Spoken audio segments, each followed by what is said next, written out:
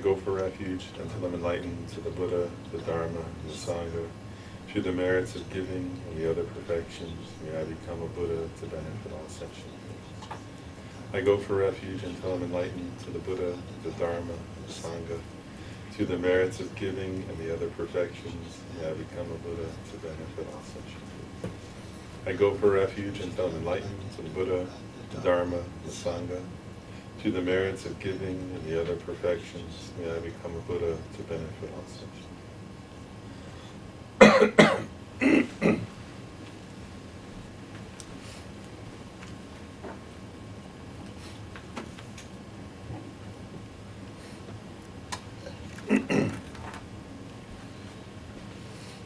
So last week we started a section on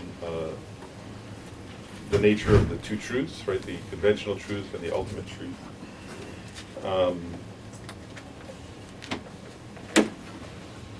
Sort of exploring those. And I was thinking about that. Obviously, I wanted to make a couple. Well, one thing I wanted to just remind people from last week, a couple things, and then say some general comments. And then we'll continue on with the verses of the text. One is just think back. I just wanted to mention, like from last week, we covered this idea of that things can be, and I'm mentioning this partly just because in general it's important in Buddhist philosophy. If you don't, this one's actually happily not a difficult topic, but I just want to remind people of it. In general in Buddhist philosophy, if you don't have this, if you don't remember this or have this sense of things, then it's difficult sometimes to get other points. So one is that, Lama Tsongkhapa made this point in the section we covered last week, that when we talk about two things, right, because conventional truth and ultimate truth are two things, right? And so he made this point that sometimes when you talk about two things, they're two different entities, right? And so like, for example, like a tree and a car are two different entities, right? And we can all recognize that. And then other times when you talk about two things, they're one entity. And the term we use is one entity but two isolates, right? Meaning two, like conceptually, you can isolate two conceptually two different aspects of that phenomenon, and they are two different aspects, but they're the same entity. And that one would be like, I'm just looking at Mike, so I would say if you look at Mike and you say husband, or you look at Mike and you say pilot, right? Those are two different entities, right? Not all husbands are pilots, and not all pilots are husbands, and so on, right? You can conceptually isolate those two qualities, but they're not two separate entities. They're not two separate people. They're not two separate beings, right? It's one being, and you can conceptually isolate different aspects of that phenomenon, right? So I'm just pointing that out. Remember that the two truths, right? In this sense, the conventional truth and ultimate truth, Lama Tsongkhapa pointed out, are talking about one entity, the different isolates, right? They're not two separate phenomena. Conventional truth is one aspect of a phenomenon, right, that you can conceptually understand, and the ultimate truth is another aspect of that same phenomenon that you can conceptually isolate. So that was one point from last week. I just wanted to review that. And then another point from last week, I'm just reviewing this one more point, was Lama Tsongkhapa pointed out that he was defining these words, right? So he started with conventional truth, right? He starts with conventional truth, then we get to ultimate truth. We won't even get to that. We can get to that last week, and we won't get to it today. And mainly, we'll talk about it a little bit. We're not going to get to that section. And then he starts by defining conventional, and then he defines truth, right? So when he defines conventional, he gives three different possible meanings, and he's taking this from Chandrakirti. So one of them is a concealer of suchness, right? Conventional means that which conceals. Another was a mutually dependent object, and a third was a worldly or conventional designation. And then he focuses on this idea of a concealer of suchness, right? So that, in this sense, a conventional truth is also sometimes called the truth for a concealer. They sometimes define it that way. And that's where I wanted to go off on a little bit of a general some general comments that'll help us understand the rest of this section. So one point that Lama Tsongkhapa is, he said this last time, in the section we covered last time, I want to explain it or just say a little more about it. You know, a lot of what he's doing here, right, as he's exploring the two truths, is you have to ask, you know, in one sense you could say empathy, but in another sense you could say from what perspective, right? In other words, from whose perspective are we talking? Does that make sense? Because, and he's exploring that, right? Because, and if you think about it, it's quite an important point. Because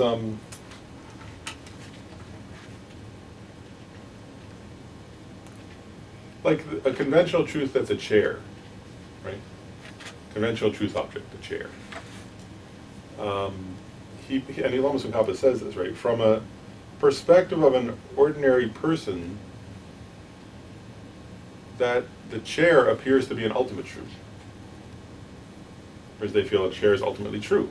It's truly existent. Ultimate truth, it's a chair, right? The chairness of the chair is what's real, right? So to that person, a chair appears to be an ultimate truth, right?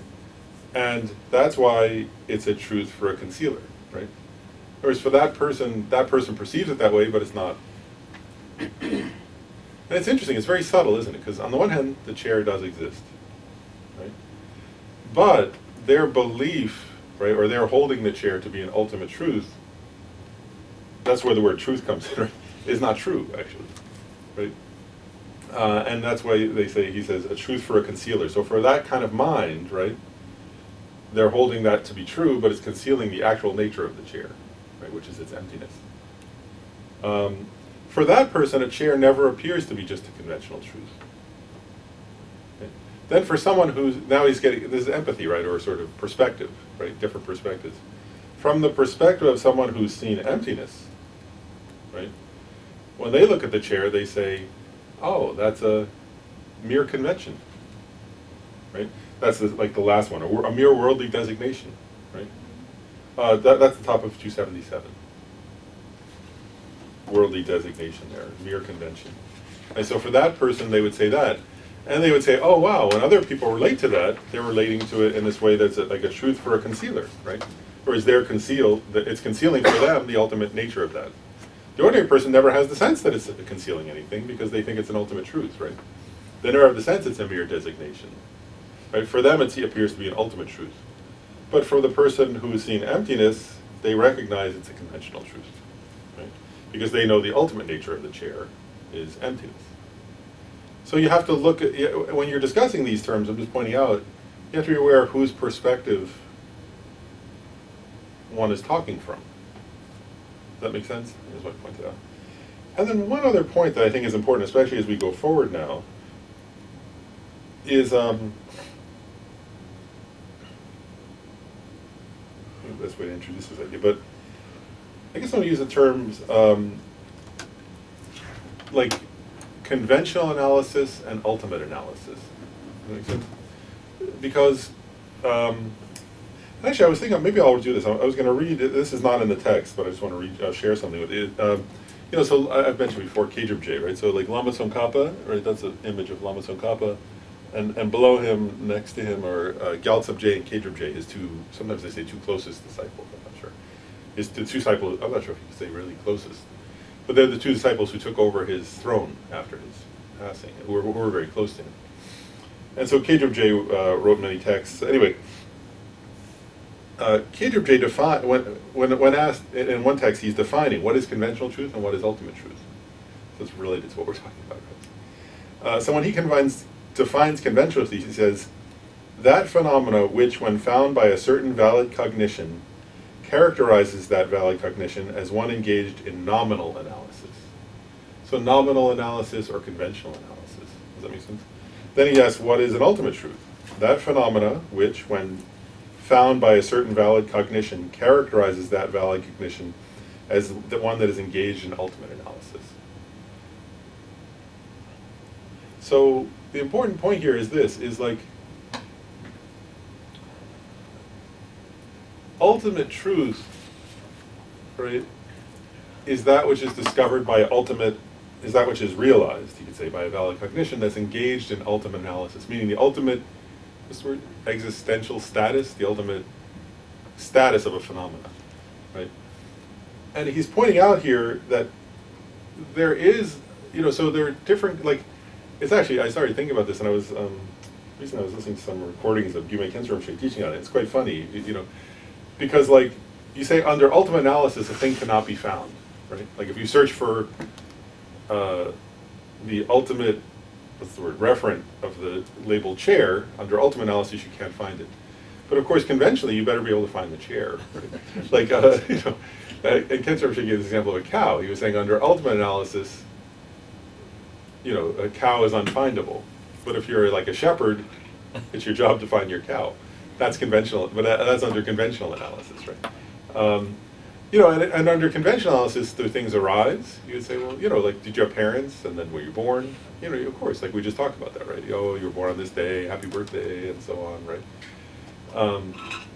Then if you do an ultimate analysis of arising, there's no such, right, you can't find, there's no such thing as an ultimate arising. Conventionally there is. So we have to know which level of analysis we're engaging in, and we can't confuse them. That's a very important point if you're going to understand the conventional and ultimate truth. Does that make sense? And sometimes, like, I'm going off on a little bit of a tangent here, but sometimes, like, Buddhists actually, like, enthusiastic people who are new to Buddhism can get this wrong. It's sort of funny, right? Where somebody says, like, I've said this joke, right? Somebody says, oh, who's that? Or like, which Buddha is that? Say, oh, that's not a Buddha. Like, that's just the statue. Or, you can't find any Buddha there. There's a hand, there's a, like, that's not what they were asking, right? They were asking a conventional question. Right? And so, in a sense, you don't give an ultimate answer to a conventional question, and you don't give a conventional answer to an ultimate question.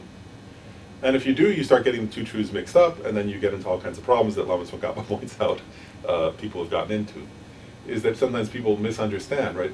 And the same thing, like if you refute the ultimate, if you are doing ultimate analysis and you refute that such a thing exists, right? That doesn't refute that it conventionally exists. That's how people end up nihilistic, right? They think when they're refuting the ultimate existence of the self, that therefore the self doesn't exist at all. Right? But that wasn't the question, right? Because when you're engaging in ultimate analysis, it's a different question you're asking. You're asking, does that exist ultimately? Right? And if you ask that question, then the answer is no. Right? You do an analysis, you can find, no, it doesn't withstand logical analysis, right? But that's not a conventional question. Does that make sense? So if you confuse them, you could end up with nihilism, is one point. Okay, I just wanted to make those general points because I think that'll help orient us as we go forward. So then where we're actually left off is kind of the middle of page 277.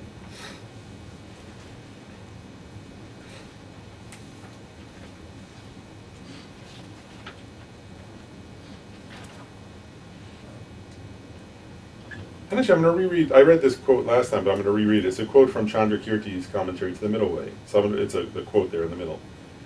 It says, "In this way, conventional truths are posited for the time being under the power of afflicted ignorance, which is included in the limbs of existence," meaning the 12 links of dependent origination. "For hearers, solitary realizers, and bodhisattvas who have abandoned afflictive ignorance, and who see composed things as resembling the existence of mirror images and the like, they are fabricated natures rather than truths, because they do not exaggerate them as truly existent. To children, they are deceptive, but to others, meaning these Aryas, they are mere conventionalities due to their interdependent arising, similar to that of illusions and the like." Right, so you see here he's getting at what I was getting at a few minutes ago in part, this idea of whose perspective are you looking from, right? Are you looking from a childish being's perspective? That means all of us. Right? Childish in Buddhism, right, means ordinary beings, right? And then unchildish are the Aryas, those who have seen emptiness, seen reality directly. And so he's saying conventional truths from an ordinary person's perspective are what word does he use? Deceptive, right? But to Aryas who've seen emptiness, or especially to Arhats, right, they're mere conventionalities. Like they're not true to them. Conventional truths aren't true from their perspective. But they don't not exist either, right? They're mere conventionalities, he says. So now he makes this interesting clarification. He says this statement does not indicate that whenever conventional truths are posited as existent, they are posited as existent due to ignorance. Right? So let's take that one first, right? A person could read that and think, oh, conventional truths are just true for somebody who's ignorant, right? You could read that and think that. And he's saying that'd be misunderstanding. And then he clarifies why. I heard it the other way, actually. Say that. I heard that it doesn't mean that stating that conventional truths conventionally exist is due to ignorance. Right. No, it's not. And that's what he's saying. It's not due to ignorance. That's how I heard it. Yeah, that's correct. Okay. Yeah, and that's a correct understanding. And he's pointing out what he's saying, because whatever conventionally, he says here, whatever is a conventional truth necessarily does exist conventionally. Right?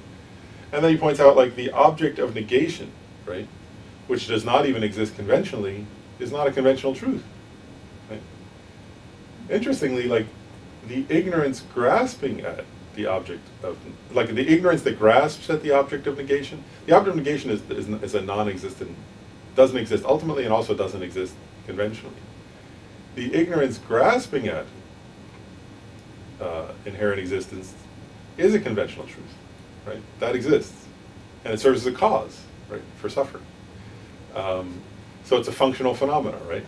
So the ignorance grasping at, it's like you could say like a hallucination.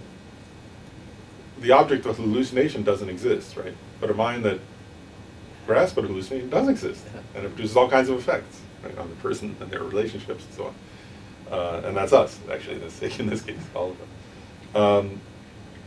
But anyway, so he's pointing out conventional truths do exist conventionally. And then he points out a conventional truth, this is interesting, the last clause here, he says, a conventional truth must be something that is not taken as conventional with regard to afflicted ignorance. Right? So he's saying conventional truths by their very nature aren't understood to be conventional by the mind of ignorance. The mind of ignorance, as I said earlier, right, thinks they're ultimate truths, thinks that they're truly existent or ultimately true. Then he makes a second clarification. He says, nor does this quote above indicate that in the perspective of the minds of hearers, solitary realizers, and bodhisattvas who have abandoned afflictive ignorance, conventional truths are not posited, right? Because somebody could think, well, they're only posited by the mind of ignorance, but that those who have no ignorance anymore, say an arhat, right? Somebody could think, well, then they must not see conventional truths. And he's saying that's also incorrect. And then he says the reason for the second point, that I just mentioned, is that those who abandon the conventionality of afflicted ignorance do not have the conventionality of adherence to true existence, in whose perspective true existence is posited. That is the reason why compounded things are established as untrue in their perspective, but it does not establish that they are not conventional truths. Right? So in other words, those beings don't view conventional truths as truly existent, right? So he says, consequently, that statement in their perspective, composed things are mere conventions, that for them, from among the two components, conventional and truth, truth cannot be posited. The word mere eliminates truth, but not conventional truth. The intention of setting forth the two, mere conventions and conventional truth, should be understood like that. Right? So those beings who don't have ignorance anymore, an arhat, for example, they don't posit conventional truths as truly existent, right? Because they don't have the ignorance that does that. So but they do see or have valid cognitions of mere conventionalities or mere conventional truths, he says. So those are clarifications he's making. Excuse me. Yep. So does that imply, or maybe it's explicit, that they don't see, so to speak, the concealer Right. thing going on? Yeah, they can. It's only a concealer for them.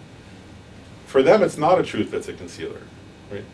Unless they're looking at it, and this is what's interesting, unless they're thinking from somebody else's unless they're looking at you with compassion. If they're looking at me with compassion, they might say, oh wow, that's a truth for a concealer for him, right? Because he has ignorance. But from their perspective, it's not a truth for a concealer because it's not concealing anything.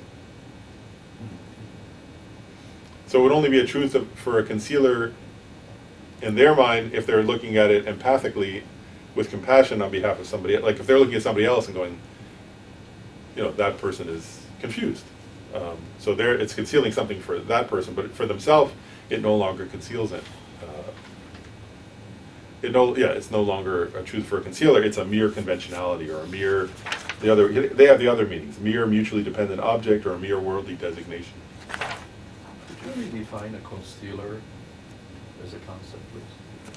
So a concealer, in this case, it means that it's, when they say a conventional truth is a concealer, what they're getting at there is that Okay, a conventional truth is a concealer, Okay, in the sense that it's concealing the ultimate truth. Okay, Yeah, thank you. for that person. Yeah.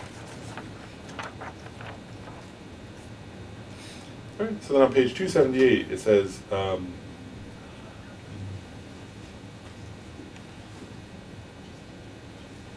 So now he's addressing next the word truth, right? And I want to point something out here. So this is the word truth in conventional truth, right? And one thing we have to understand is that the word truth in this context, right, which we talked last time was satya, right? In the context of ultimate truth, I'm going on a little tangent here for a second.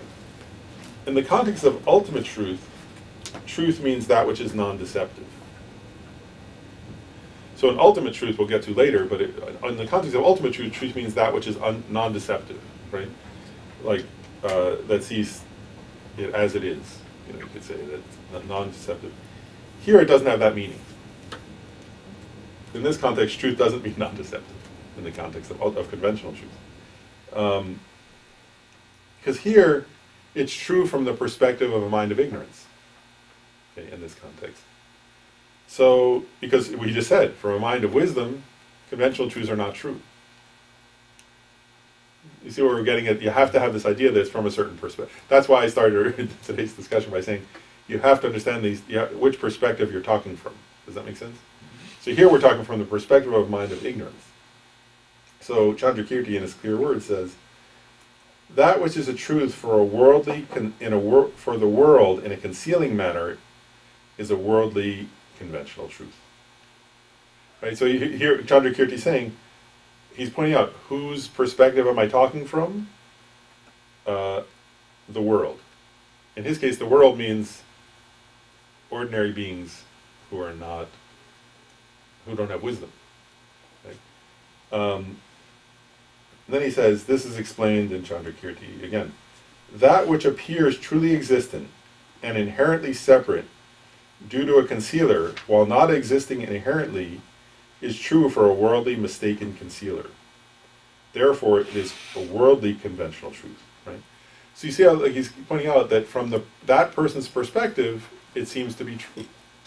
Right? That's what he's saying there, right? From the worldly person's perspective, conventional objects appear to be true. Yeah. Lord, what is it? What does it mean by inherently separate? Let's see, that which appears truly existent and inherently separate due to a concealer. Like dependent? It could mean, I guess that's interesting, does not exist inherently. It could mean two different things, actually, couldn't it? I'm not quite sure. In one sense, I mean, if you think of the levels of dependent origination, right? In one sense, that word inherently separate could mean, from the perspective of, if you think of dependent arising as depending on causes and conditions, you could take that to mean like inherently existing on its own, not dependent upon causes and conditions. But on a subtler level, it could mean separate from the mind labeling, right? Like inherently separate from your own mind labeling it. Like independent, in other words, of the mind that labels, that perceives and labels it. I think I'm not sure which Chandrakirti meant in that context. I think it could mean either. A person reading that could interpret it either way, in my view. Is that one of the like the four pairs of extremes in same and difference being one of them. So like, is that the difference being referred to maybe? Here I think it appears truly existent and inherently separate. So ask your question again, make sure I get it right. So like, what is it? Birth and death. Yeah, I'm blanking, but that we can perceive objects as being either the same or different, and that's a basically conventional projection on what's actually there, which is emptiness, right? And so that objects appearing as different, having separate entities, that's the difference that. Oh, I see. I think because I think what you're getting is like related to that point about like from earlier in this text, for example, where he talks about one of the ways of proving emptiness actually are things inherently one or inherently separate. Here, I think it's getting at something slightly different. I mean, one could use that, but I think it's slightly different in the sense that it's. I think ultimately, that which is truly existent and inherently separate due to a concealer. Yeah, I think what he's saying when he says due to a concealer, it's because we see some. I think here he's getting at how we perceive conventional truths, like an ordinary person like us can perceive good. Where he's saying when we see a convention, like when I see the phone, right,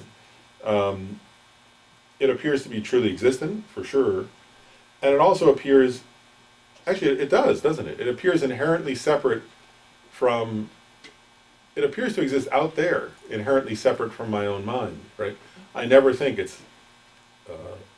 That what's the word that that it exists as something dependent upon the perceiver and dependent upon the label and so on.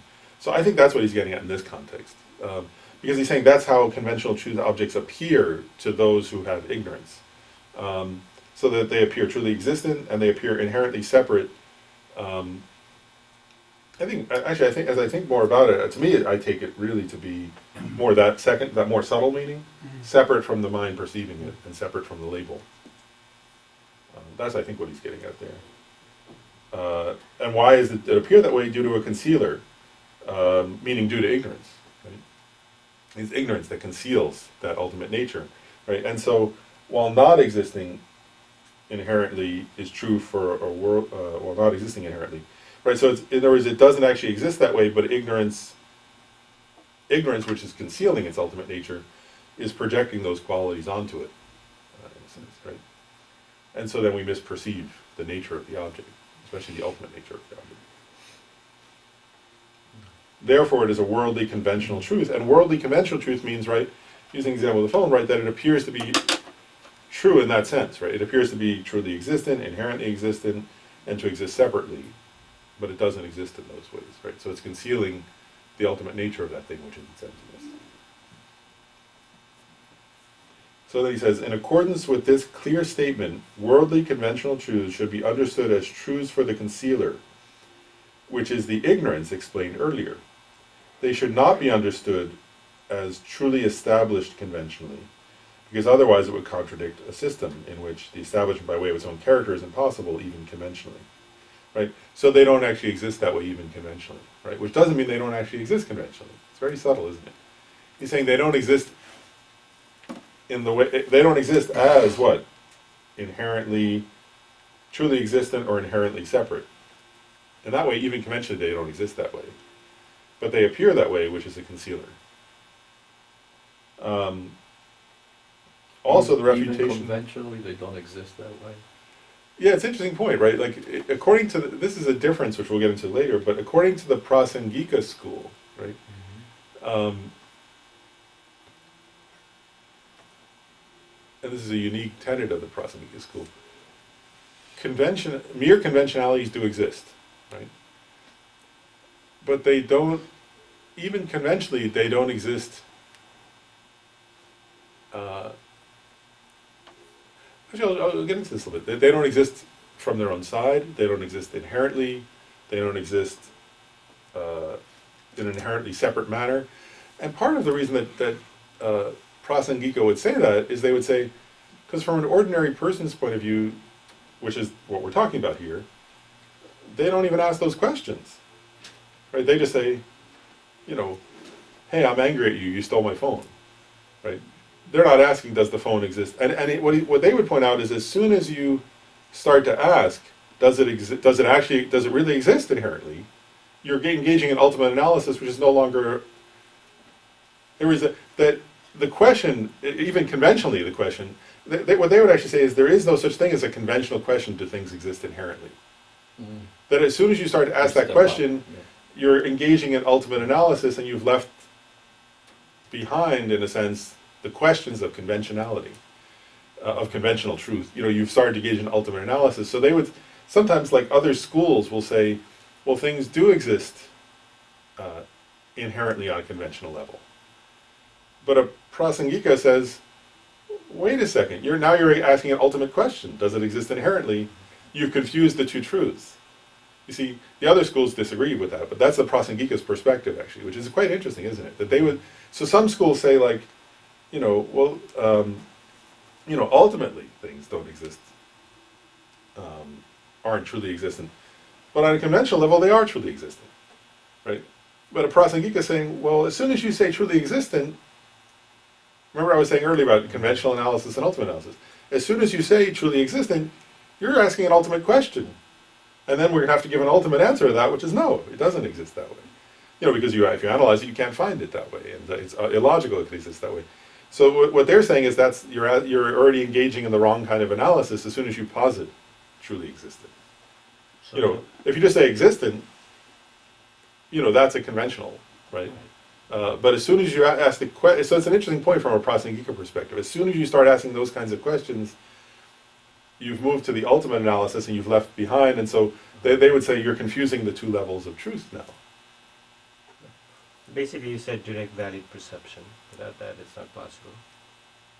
Without saying again, I'm not Without sure. the direct valid perception, Then what's not possible? the ultimate analysis is not possible. No, At the that's same not true. time, you see an object, you also see the emptiness of it. Basically, in a nutshell. Well, as you know, because like ultimate analysis, right, begins with inference. So it's not a direct perception. Like, whereas when a meditator begins to analyze, do things exist as one, or do they exist as many, are things merely dependently arisen, and so on. Those are ultimate analysis questions, but those are initially done through logical reasoning, so those aren't direct perception at that time. They eventually should lead to a direct perception of emptiness, is what I think you're implying, but one has to get there first through inference. So one starts with inferential cognition, actually. When doing ultimate analysis, one begins with an inferential, logical reasoning process, and hopefully eventually gets to a direct perception. But it never starts with a direct perception. That ultimate analysis never starts with a direct perception.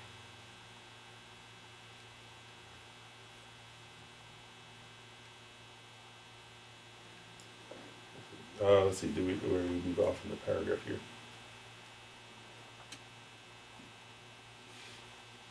So the prasangika is not denying that conventional reality exists conventionally.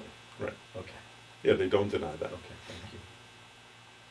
Yeah, what's interesting is that they would say, and that's what he said a minute ago, is that even for somebody who has no ignorance at all, right, like a Buddha or bodhisattvas and so on, who are Dev Bhumi, still mere conventionalities exist. Yeah, convention. Conventionally. Due to causes and conditions and so forth. Yeah, not exactly. Not inherently, separately, not Exactly. the other adjective used. Exactly. Yeah. Yeah, that's exactly it. All right, and then the next paragraph, Lama Tsongkhapa says, the heading says, clearing up doubts about that. So now he says, now then, one may think that for a concealer apprehending true existence, reality and the two selves are truths. Therefore, they would be truths for a concealer. And if that were merely true for a concealer apprehending true existence, were posited as truth for a concealer, this would indeed be the case. However, that has not been propounded. So here what he's getting at, he's making a few points, but the most important one is this, is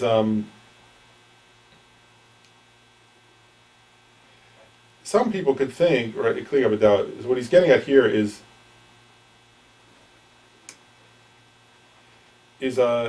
for example, is emptiness, one could think, It's actually quite complicated in a way. One could ask the question, is emptiness then a truth for a concealer? Right? And what Lama Tsongkhapa is saying is, ultimately, emptiness is that, is something that's realized, what's the word? By the mind of somebody who realizes emptiness, right? And that's not a truth for a concealer because it's not concealing anything. Right? It's an ultimate truth. So that's an ultimate truth, right? It becomes a little complicated though, because if a person were to develop, let's say an ignorant person, right, were to develop some kind of, let me go back. Some kind of conventional idea about emptiness, right? That actually for them conceals the truth of emptiness. Then that would be, actually in that case it could be a conventional truth, couldn't it? It could be a truth for a concealer for that person. But the real meaning of emptiness is not a concealer, right? Because when you think of what is emptiness ultimately referring to, it's the actual nature of reality, which is realized in the mind of an Arya, for example. In that case, it's not a concealer, right? Because it's not concealing anything. It's revealing actually, for that person, it's revealing the ultimate nature of things. It's not concealing anything at all. So he's differentiating again those questions. I want to ask actually I'll ask a funny question, like this question of ultimate analysis and conventional analysis, like.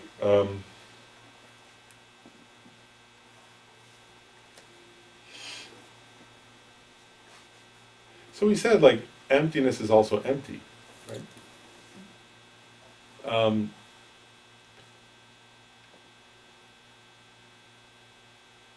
Anyway, I won't get into it.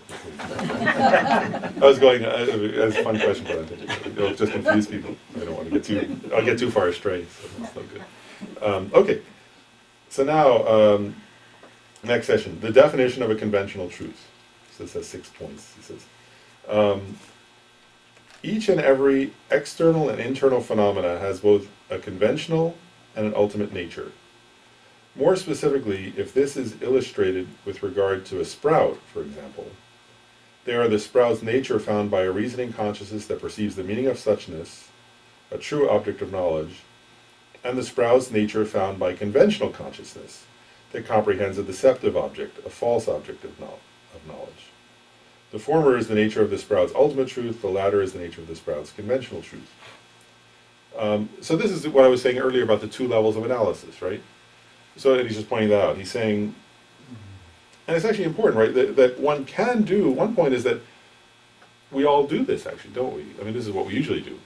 We do conventional analysis, right? Like, if somebody's talking about, like, I want to grow tomatoes, right, sprout, well, what kind of seeds do you want to get? Oh, I'm going to get heirloom. And then I have to have the soil and so on, right? And then, oh wow, they sprouted, right?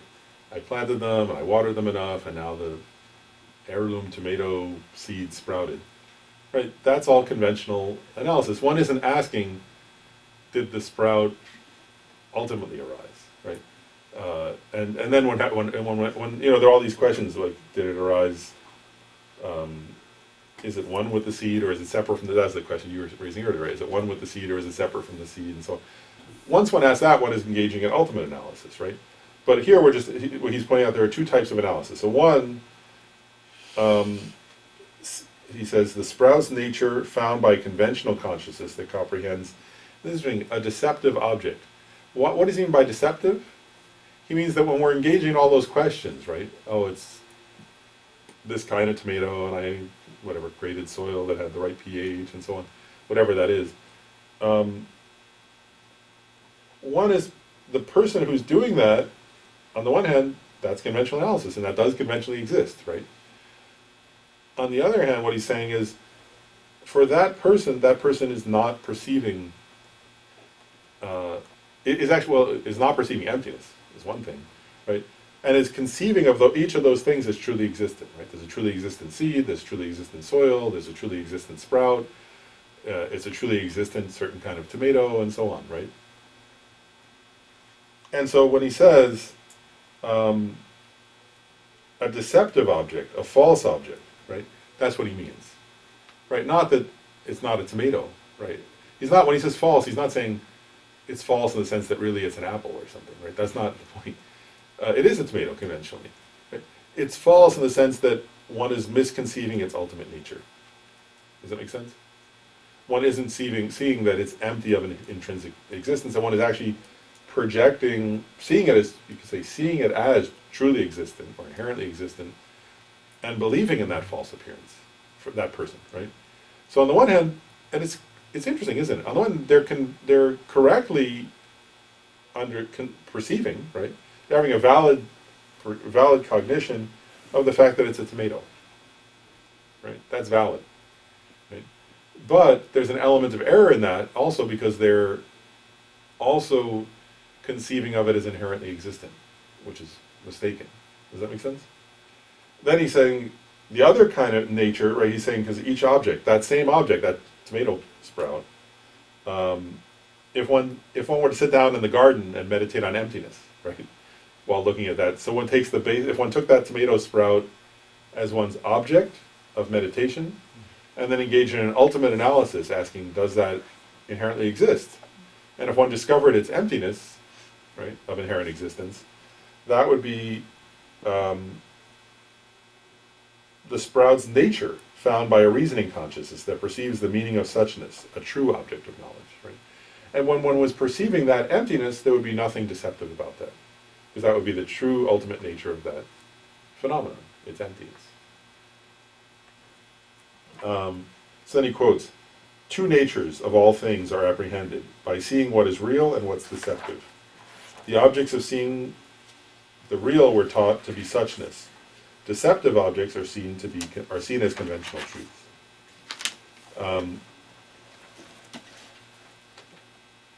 And now he makes an interesting point.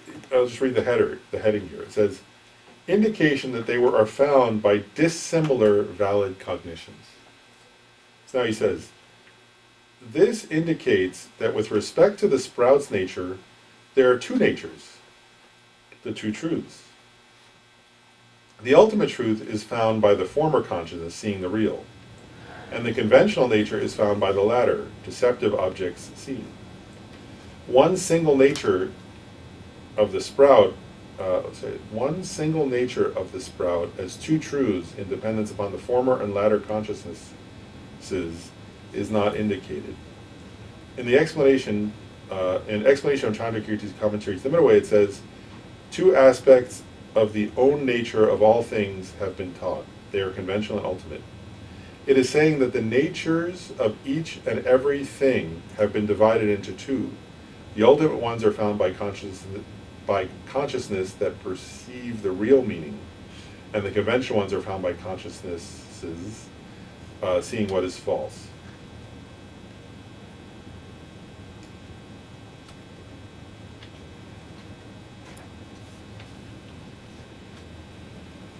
I'm going to ask a question now. Like, it's easy, I think, to see how, like, so if the person, taking the example of the sprout, right? If the person meditates on the emptiness of the sprout, and then, let's say they directly perceive the emptiness of the sprout, right?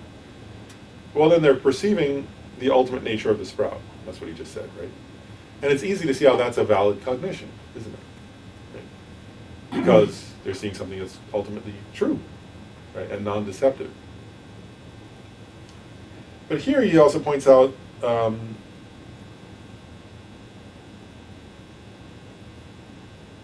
that seeing the conventional truth, right, seeing the sprout as a sprout, is also a valid cognition, right?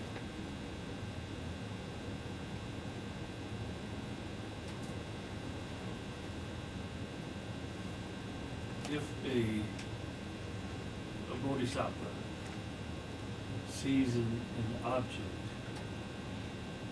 so he sees it as conventional without a concealer or the aspect of concealment, then isn't he also seeing the emptiness of the object on a conventional level? Or have I confused that? Actually, I think he answers that in the next paragraph, actually. Oh, So okay. we'll get, actually, I think that's what the next paragraph is kind of about. I guess I'm just pausing to notice that, I guess I'm just pausing to reflect on something together. it's a very subtle point, isn't it?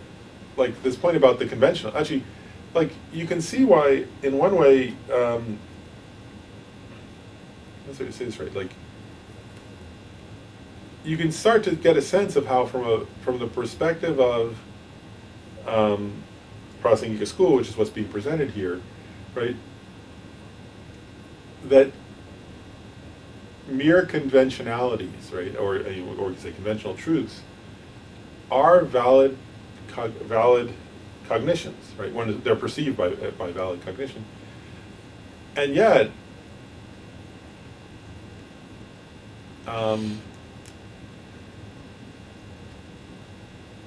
yet they always conceal, right? Like for an ordinary person, they always contain an element of deception. So it's interesting, isn't it?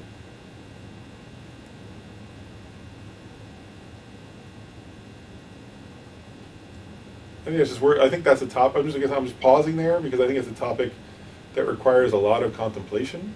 Because actually, like, sure, like, to really think, what does that mean, right? Like, and this is getting in a way at what's the object of, if one understands that, one can eventually understand, well, what's the object of negation for emptiness, right?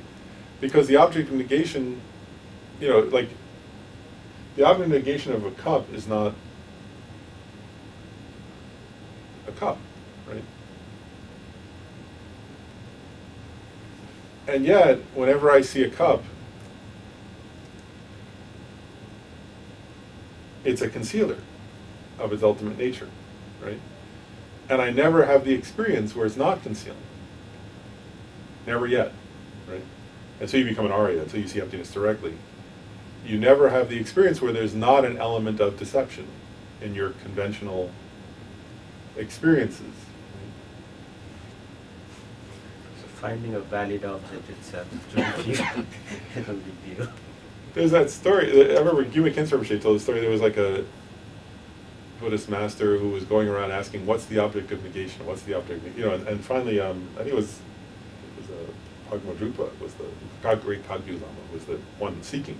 And he went all over Tibet asking different lamas, but they said that I think it was the teacher in the moment, but he went to, I think, Gampopa, and asked that question, and Gampopa said, I think he said something like, everything you've ever perceived. And they say Pagma Drupa fainted. He was so shocked that he passed out. And when he woke up, he had understood emptiness, but he was contemplating this point, right, about, it was like, because Gampopa wasn't saying, he wasn't a nihilist, right? Gampopa wasn't saying,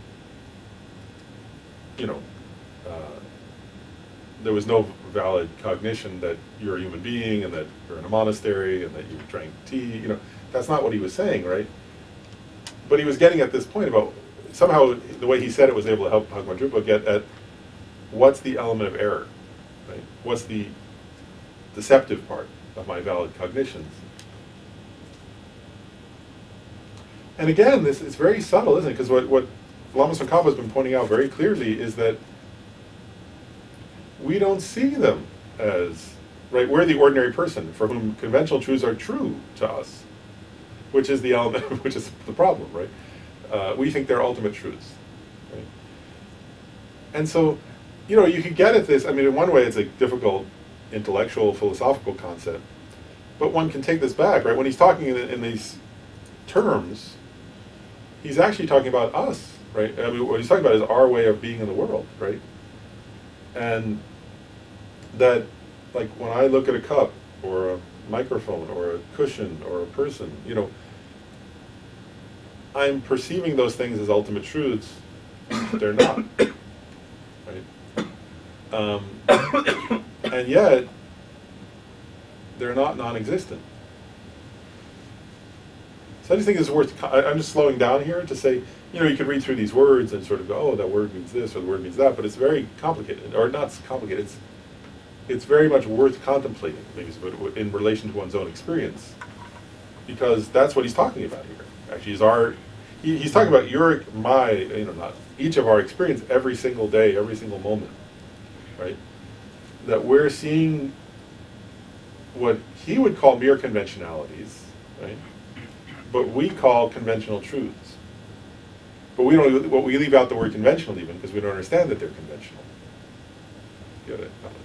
Yeah, I think like if we try to like focus on an example, like in more detail or context, like you were talking about the tomato, right? I was thinking about a farmer, right? So a farmer, like one thing is of course like that's my breakfast. If I don't eat, tomato, or if I don't have this farm, I can actually, die. Survive, right? yeah. Or it is how I make my money, right?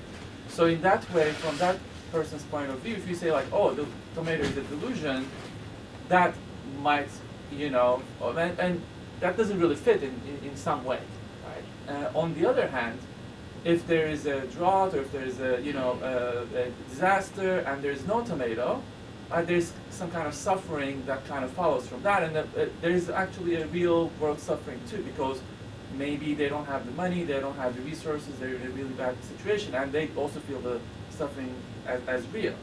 But I think part of the teaching here, is kind of trying to explain a different nature of that tomato, or a different form of attachment. Like, how can we kind of go a little deeper and not just say like these things are delusions, right? But I mean, there is a mere conventionality, and like I think that's kind of what it comes down to. Like as we talk about the like philosophical aspects and so on, and there's a real world application to it. So how can we bridge the gap a little further from the analytical discussion to how it's applied in the real world in a more complicated situation? Yeah, I'll just share something related to that. Actually, I was just like, one point, that Lama Tsongkhapa makes early on in the text, very clearly, and that's actually at the beginning of this whole section on emptiness, right? Lama Tsongkhapa points out that, how does he say it? That the root cause of samsaric suffering is this ignorance, grasping at true existence. And one point is that, for each of us, right? Actually, for yourself, like if I put aside the farmer, because none of us here probably are farmers, right? But think of what you're most attached to this week, this month, whatever that is for you, right? We each have something that we grasp at, right? That we want. It could be whatever it is, it could be an external thing, or it could be an actual object, or it could be a position, like a job. It could be somebody's approval, whatever, but there's something we all have different than many things actually we grasp at, right? But think of something that's really visceral for you, right? And then you recognize, like, actually it's quite tricky, isn't it? If you actually check, right, you can analyze and you can see, wow, that kind of grasping causes my mind to suffer. And actually, if you analyze it, you can see, like, actually, it causes the mind to suffer all the way through, right? Like, because actually, when I want something and don't have it, I'm suffering. Because I want to have it, but I don't. Then sometimes I have to work very hard to get it, right? Then that's a kind of suffering. Then, if I fail to get it, that's a very obvious kind of suffering, right?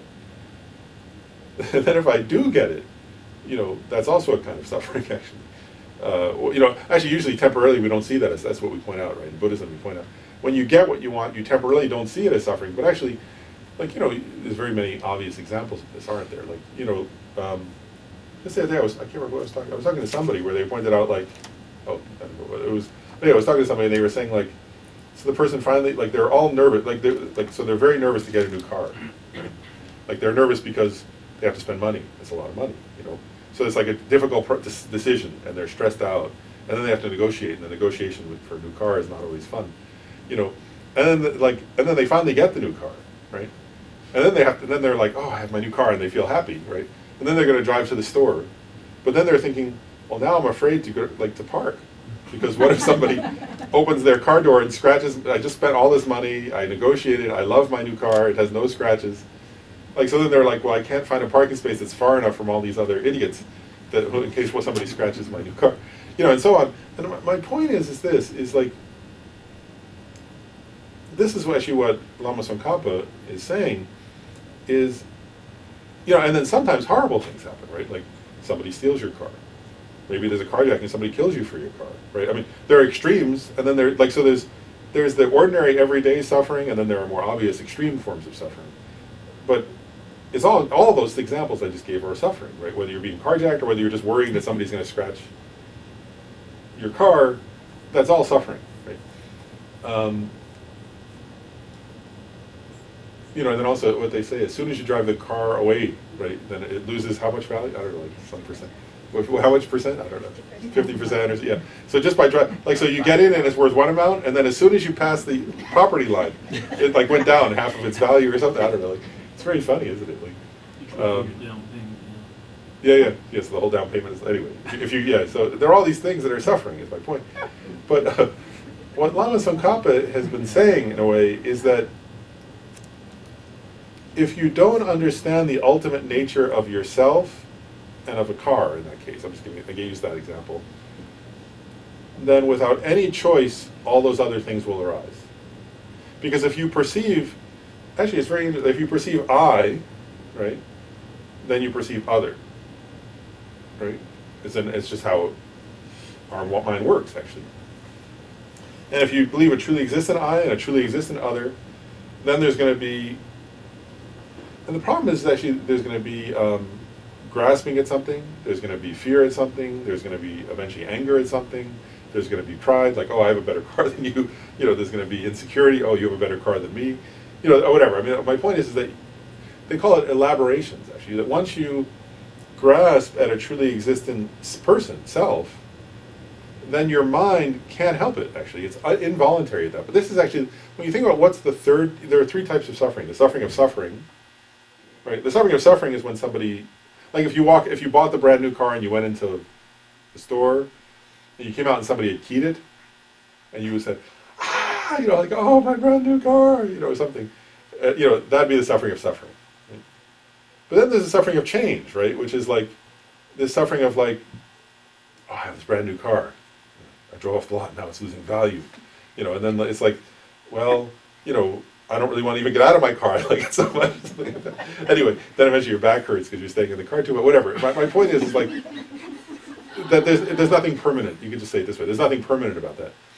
But then there's a subtler kind of suffering. They call it the all-pervasive suffering of compounded aggregates, which we've talked about before. But that kind of suffering is just because I grasp at an inherently existent self, I have no control. That like that without any control, I'm going to give rise to negative, afflictive emotions of attachment. Like as I gave rise to this, I believe actually in a self that's truly existent. So then without any choice, I'm going to be attached to something to enhance that self. And then I'm going to be averse to things that I think are going to, what's the word? Devalue that self. Right? And then I'm going to try to promote that self or preserve that self or defend that self. Right? If somebody tries to kill me, then I want to defend it, and so on. And then without any choice, so the self-grasping gives rise to all these, they call them what? Afflictive emotions, or afflicted states of mind. Anger, jealousy, pride, and so on, that are elaborations based on that wrong understanding of an inherently existent I. And then what they say, if you look at the 12 links of dependent origination, is each of those times we do those things, then behaviors based on those, that's karma. Right? So you know, like if somebody scratches your brand new car, then you say, what's wrong with you, you idiot? Right? Well, that's karma of harsh speech, right? You know, or if you're showing off to people, that's karma of pride, right? And so on, whatever. You go through infinite kinds of karma, right? Somebody was telling me they had, like, this friend of mine said that they were having videos where where some guy would, like, go in I guess he would borrow, I don't know, rent, I don't know where he got it, some kind of very expensive fancy car, and they would go somewhere to try to like show off to girls to get their attention, you know, women to get their attention, and just like, oh wow, look, because I have a fancy car, right? Like I guess he was like lying to get women to like him or something because he would have an expensive. Okay, well, my point is, just with the example of a car, you can give rise to all kinds of, what's the word, afflictive emotions and then karmic actions, right? And then the point is that that third kind of suffering is saying, once you grasp at a truly existent I, you will give rise to these afflictive emotions. Then you'll do actions based on those. And that's samsara, actually, right? That's the process through which you then, actually what they say is then when you're coming to die, right, at the time of your death, there's the fear of the annihilation of your truly existent I that you're grasping at. And so there's a fear that arises, and a grasping. And you're grasping to keep that I, that self, existent. And they say actually that grasping triggers our past, right? Our past, our karmic seeds that are connected to self-grasping, right? That we did all kinds of things to protect that I in the past, and now as we're dying, we're trying to protect that I and grasp at it, and so it triggers our past karmic actions, and that leads to the next rebirth. And the point being, really, the key here I'm getting at is it's all out of our control because of self-grasping. That once you have self-grasping, all the rest of that is going to happen. No matter what else, no matter how much you don't like it, it's going to happen. Even if you think, oh, I want to be liberated, if you have self-grasping, you won't be liberated. Even if you think, I don't want to get angry, if you have self-grasping, you will get angry. You know, even if you want to, like, not be addicted to things, if you have self-grasping, you'll get addicted to something, right? It's because it's the nature of self-grasping that it wants, and it wants, and it wants, and then it defends, and then it's angry if somebody tries to harm it, and so on. So, getting back to them, what we're getting at here, in a way, is, you know, I was using the example of a sprout or a tomato or something, but ultimately we have to do it in relation to that I. That's our own, each of us for ourselves. You can't do somebody else's I. That doesn't help. You know, like if I think I'll become liberated if I can recognize Gabe has ignorance, or something, that's not going to work. You know, it has to be my own ignorance, right? And what they're getting at, in a way, is this, is if I can realize the ultimate truth, nature of my own self, right? The conventional, because what's the conventional? The conventional truth of a concealer, right? The truth of a concealer for me, in this case, is I think I'm truly existent. Right? And there is a conventional object, a person, right? But that mind that grasps at my personal self as truly existent is concealing what? The ultimate nature of this particular person, which is emptiness. Right? And if I personally can realize that ultimate truth nature, the emptiness of the I, then you see what he's getting at, right? Then what happens? This is all what he's saying. After I've realized, let's say I were to engage in that ultimate analysis, we're calling it, in relation to my own person, right? And if I were to realize the emptiness of that person, what he's saying is, then, at that point, for me, afterwards, I would realize, when I stood up from my meditation, I would realize, oh, I'm a, what was the phrase he used? Mere mutually dependent object, a mere worldly designation, a mere conventionality.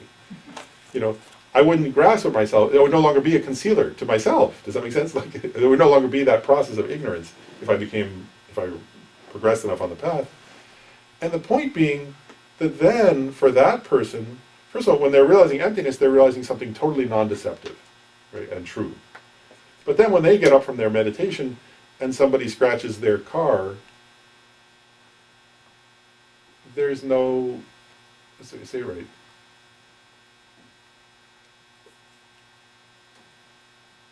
You know, it'd be like, I mean, he gives these analogies, right? It'd be like if you knew you were dreaming and somebody scratched your car in a dream, right? Or it'd be like, you know, if somebody, I don't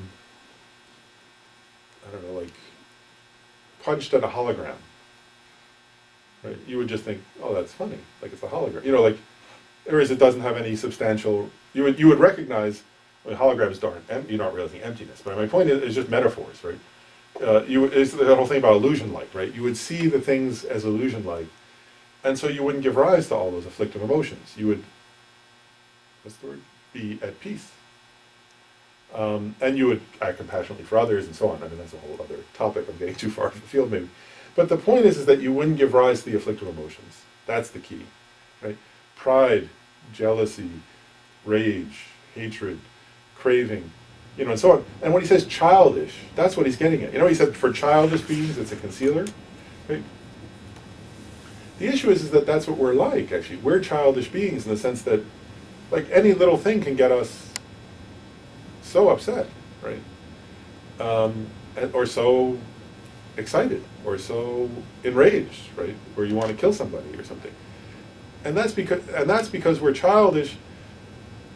And it's like, in a sense, like it's really tragic, isn't it, that we can't help it, right? Like, actually, just look.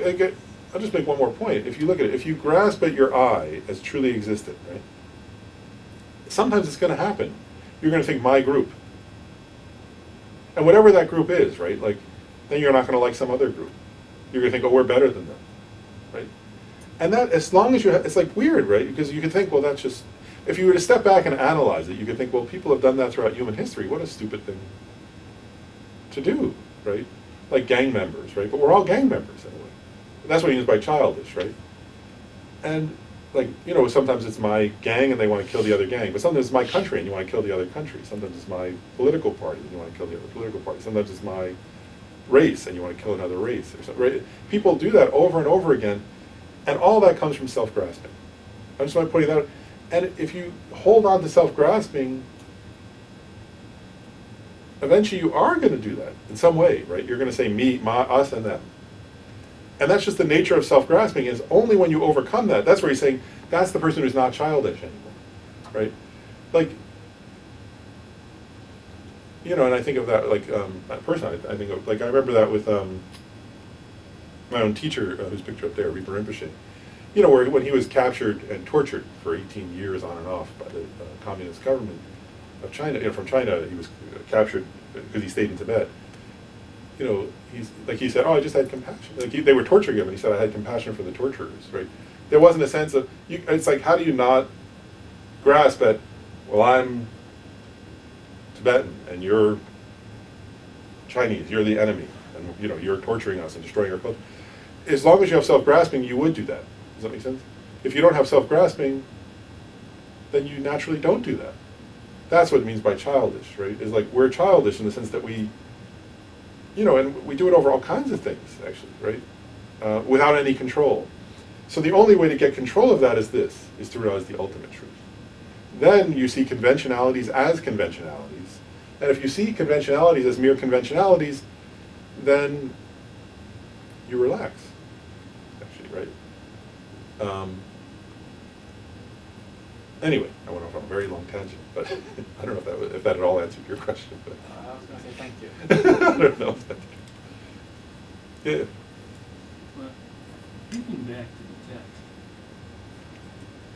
you used the term ultimate truth, which I confuse with inherent existence. Those are not the same thing, right? Now, I don't understand how there can be, there's no such thing as inherent existence or in ultimate existence. Or if I got that wrong. I mean, you can't find, we cannot be found. So there's nothing ultimately existing there. But there's an ultimate truth, or Yeah. that is the ultimate truth? That is the ultimate truth, yeah. Yep, that is the ultimate truth. Yeah, and last time I said, so, like, what did I say? There is an ultimate truth which does not ultimately exist. Yeah, that's what they're, Yeah, yeah. But that's it. So that is the ultimate truth. Yeah. all right. So then,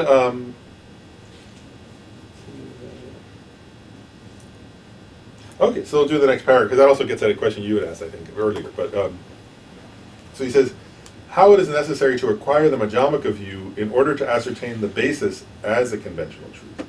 Right, so remember what I was saying earlier? That ordinary ignorant, he said it, I mean, ordinary ignorant beings, when they look at conventional truths, think they're ultimate truths, right? Like they look at their new car and they think it's the ultimate truth, right? And that should never be damaged or scratched or lose value or something, you know, whatever. They look at ourselves and we see it as ultimate truth. He's saying one has to understand the Majamaka view in order to understand that conventional truths are just conventional, are mere conventions. Emphasizing the point. So, the first time I ever heard Lama Zopa speak, it was up at Miller Apa Center in Vermont. Just reminded me of this funny. Like, he was supposed to talk in the morning, and they kept delaying. Like, oh, it was going to be out in 10, and it kept delaying. Like, it wasn't starting. And it was like a beautiful day, so we were all like sitting outside. And it was like this beautiful like summer day in northern Vermont, very pretty, in the mountains. And then finally these clouds started rolling in, like huge clouds started rolling in over the mountain, and Lama's overshape came out and went in the tent. I mean, I went there, and then like he would sat down on the throne or whatever, and he would say like everything is totally empty, and then like thunder and lightning would start flashing. I was like, oh wow, he has like a special effects show for me. I was creating mine. I don't have, like, Lama's overshape has the power to have the elements. But, okay, so he's saying conventional truths are not really true, but merely true in the perspective of the apprehension of true existence. Right? Actually, I want to pause there. Just that sentence, right? Conventional truths are not really true, but merely true in the perspective of the apprehension of true existence. Right? So what's he saying there? One thing he's saying is, he's referring to the word true, specifically, right? So he's not saying, actually, one thing he's not saying, I just want to point this out, is he's not saying conventional truths only exist at all from the perspective of the apprehension of true existence. He's not saying that, right? Conventional truths do exist, right? So he's not saying that. What he's saying is they're only true from the perspective, right? That the mind of ignorance grasping at true existence grasps at mere conventionalities as if they're true. So to them, to that mind, they're conventional truths in the sense of inherently existent, truly existent. Therefore, in order to ascertain their meaning isolates, you remember that term isolate from earlier? It is necessary to ascertain them as deceptive. In order to ascertain a basis of characteristics, for instance, a pot as a false object, a deceptive object of knowledge, it is necessary to acquire a view with regard to that basis that negates the referent object of apprehending as true by means of reasoning consciousness. This is because a falsity is not established by a valid cognition without its truth having been negated by reasoning. So one point, he's making a lot of points there, isn't he? So one is, right, we started that, right? Ignorance grasping at true existence sees conventional truths as true in the sense of ultimately true, which is a concealer of their, which is wrong, actually, right? Which is incorrect. But you never will know that, like, because actually, like, if you believe something that's false, what was that? There's some quote I saw, like from Mark Twain. What was it? Something like, it's easier to convince somebody of something that's false than to convince them they were convinced of something that's false, like, which is actually true, isn't it? Something of that sort. Mark Twain was quite good at that too, wasn't he? But anyway, the point here is ignorance grasps things as truly existent and believes that, right? And so that ignorance can't recognize that those things are mere conventionalities, right? And the only way, that's what I've already said in a sense, that the only way it can recognize that is by proving through reasoning that true existence doesn't exist, right? Proving emptiness, in other words. That when that mind realizes emptiness, then it can look back and realize, oh, that was a mere conventionality, right? But up until that point, like we grasp, it was what I was saying a minute ago, right? Like I grasp it myself as truly existent, right? And all the time I grasp it that way, right? And I could say, somebody could say, oh, it's a mere conventionality. And if it's like somebody, if it's the Dalai Lama says that, then I say, oh, it must be true, right? You know, and then, but then deep down, what am I thinking? I'm thinking, this truly existent I agrees with my team, the Dalai Lama. You know, I'm on the same team as the Dalai Lama. Wow, like, aren't I smart? Something like that, right? That's not actually understanding, right? I mean, through words, I'm sort of maybe verbally agreeing with the Dalai Lama said something or something, right? But deep down, it's the truly existent I, right? That's sort of saying, I truly exist. You know, in that case, right? And I'm on this team of, I think that my team's the smartest, and so I'm, whatever, you know, I'm right, others are wrong, something like that. It's still grasping at that truly existent I, right? And what he's saying here is, it's only when I go off and do meditation someday, right? And I meditate on that I, and I realize, wow, that I that I've been believing to be truly existent all along never was truly existent. It's empty of inherent, of true existence, right? And then after I realize that, when I look back at that eye, I'll go, oh wow, all along I believed it was truly existent, but it was just a conventional appearance, merely labeled on the appearance of aggregates, right? And at that point I'll recognize, as he's saying, that it's conventional. Up until that point I don't really understand that it's conventional. I may, if I'm not engaged in Buddhist philosophy, I would never even have those words occur to me. If I am engaged in Buddhist philosophy, then maybe I sometimes, for up to a certain point, I sort of, I don't know, get curious about that, or I use the words for it. But it's only when we meditate on it and realize emptiness that we can look back and realize, oh, that I that I felt was truly existent, and it was only a truth for a concealer. I can look back and realize about my own mind. Oh, my mind of ignorance was grasping at that in that way, and it concealed the true nature of that, which was its emptiness.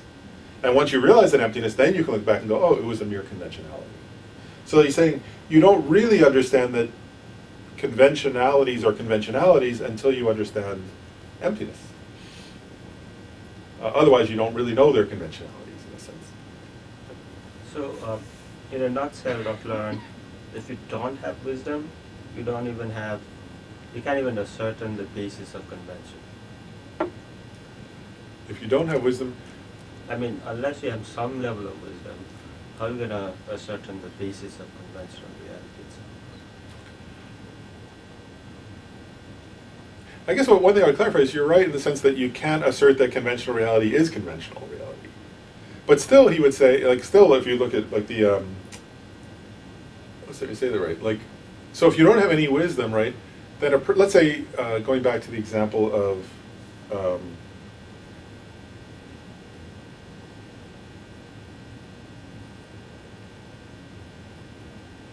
like, so still, like let's say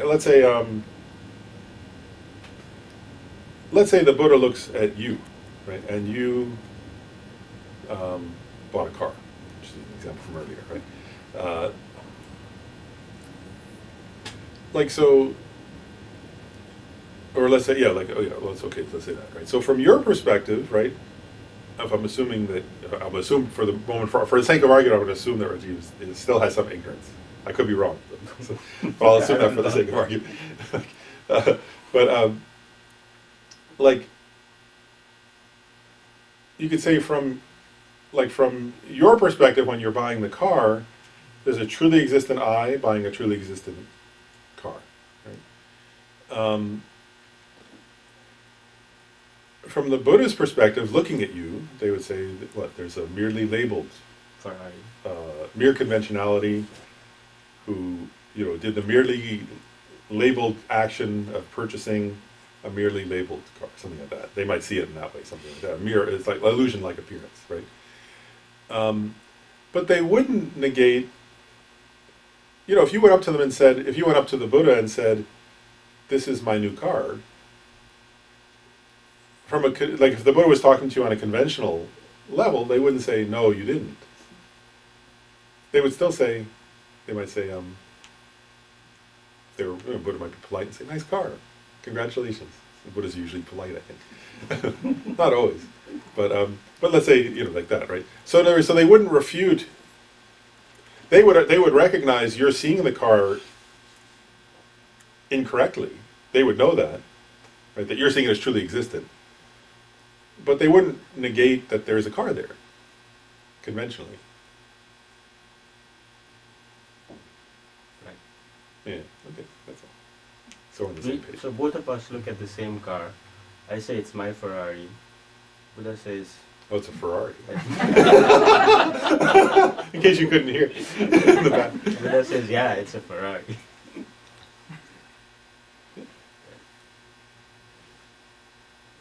Yeah, so it's interesting, right? And but the mode of perceiving that is totally different, right?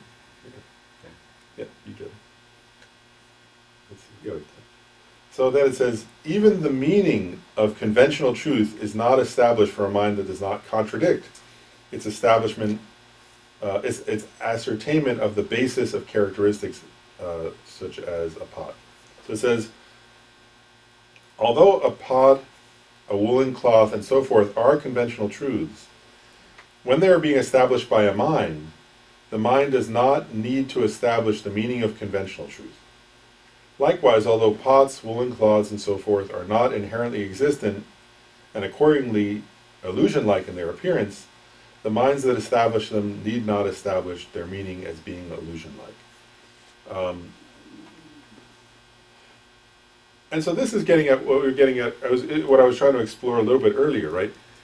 Like, that I think takes a lot of contemplation. So what he's saying is, like, for an ordinary person who's going to cook dinner, right, they say, they might say, oh, pass me the pot, I want to boil some water to make pasta, or something like that, right? And then you hand them a pot, right, because they're going to put water in it to boil the pasta. Like, what he's saying is, right, first of all, the pot is a conventional truth, right? It's not an ultimate truth, so it's a conventional truth, right? And what he's saying is, like, that person, that is a valid, where we said earlier, it's a kind of valid cognition, right? It's conventional valid cognition. And this is the part that's quite interesting, right? He's saying that person doesn't have to, like we know this actually, right? You don't have to have realized emptiness to cook spaghetti, right? Like, we've all, cooked something or other probably without having realized emptiness. And so, again, I just think it's worth contemplating, really, is, so there is a valid cognition, right, of a pot as a pot. But that valid cognition doesn't know that that pot's a conventional truth, right? And that valid cognition is, this is the part that's interesting, it's a valid cognition that's mistaken. It's mistaken with regard to, say just simple, let's put it in simple, it's mistaken in relation to how the pot exists, isn't it? But Lama Tsongkhapa is saying, but it's still valid in the sense that it's a pot, and you can cook spaghetti. But, does that make sense? I mean, I'm just pointing out what he's saying. If you say that makes sense, though, in one way, it's like, I just think that takes a lot of contemplation. I mean, what he's saying makes sense, but to really contemplate quite deeply, well, what's the element of error, or the mistaken part, and how is it valid? Because it is valid. That's what he's saying, right?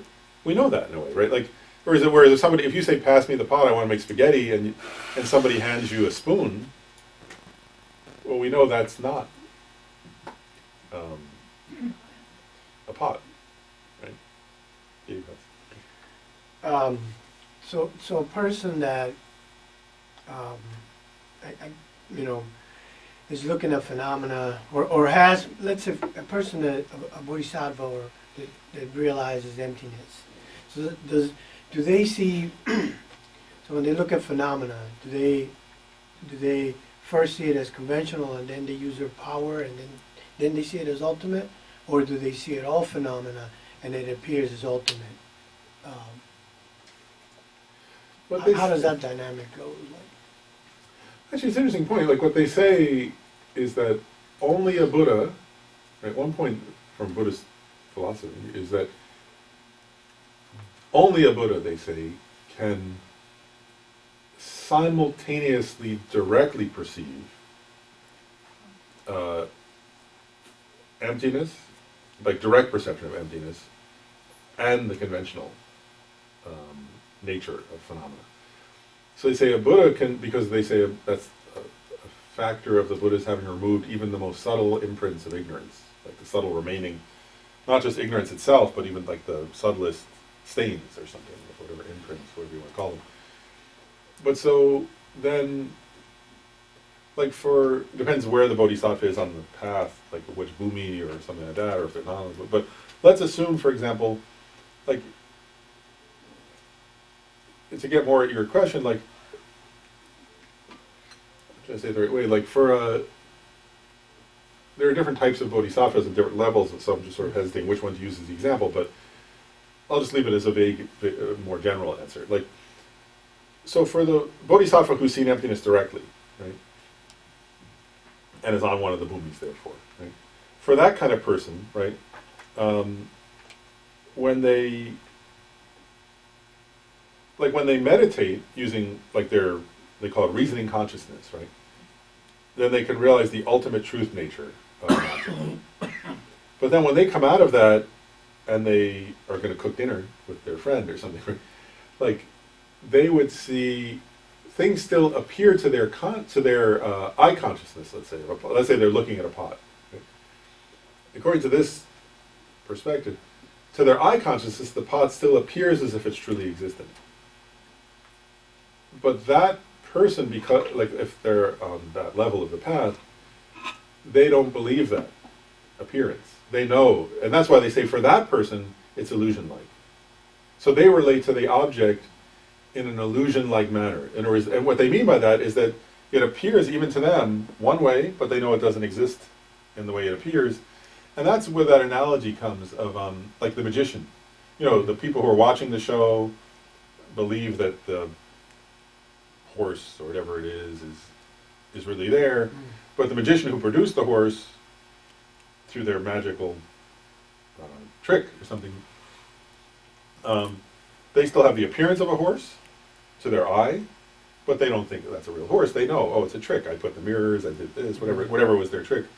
You know, and so for that person, that's the difference. In other words, so they're not directly perceiving at that time the emptiness, but they don't believe, they have an appearance of the horse, or you know, in reality, let's say in daily life, they have the appearance of things as truly existent, but they don't believe that appearance because they've seen the true nature of it. And when they go back and meditate, they again see the true nature of it.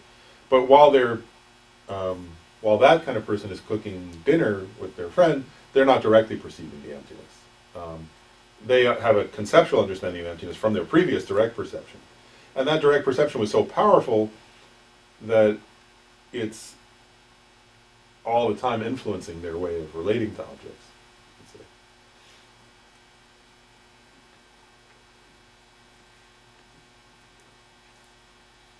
And one of the points I'll just make, just to further get at your question, is one thing they say is as the person goes higher and higher in the, you know, they're like 10 bhumis, right? I think one characteristic is that they've overcome more and more of the mental afflictions, and they've more integrated that understanding of emptiness into their being. So they more and more, their perception of things is more and more influenced by it, is one point. But another is they're able to more quickly also go back and forth between conventional appearance and ultimate truth. Like they can do that like somebody on the first bhumi who just saw emptiness for the first time, you know, that's a huge event, and it might take them quite a bit of meditation to go back into that experience. Of direct perception, whereas for somebody on a very high, like a very high bhumi or something, they're able to kind of go back and forth between a direct perception. They still can't do it simultaneously until they're a Buddha, but that kind of person can very quickly go back and forth between those two, between seeing the ultimate, directly perceiving the ultimate truth nature and then perceiving the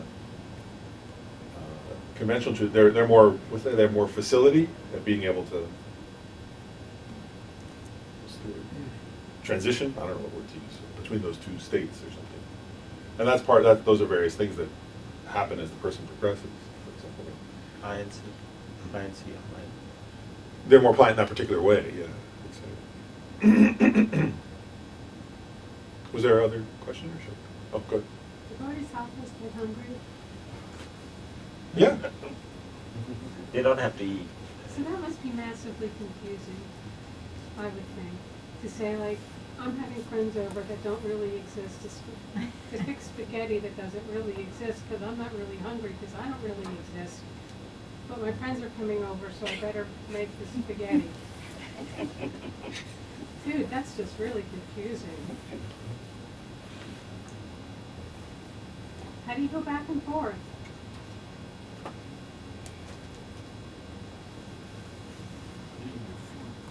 Ask the question again. I want to make sure I get the essence of what you're really asking. Say it again. Just like, how do you go back and forth between? I mean, granted, there are a bunch of unis. I mean, I'm like not even on the first one, but so they're way ahead of me. But it would just be. Dependent. You just totally lost my thoughts of reality. They've just been blown all to hell. Depends on which kind of analysis she's doing.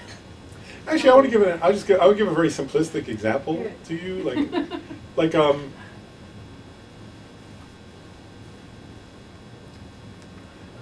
if I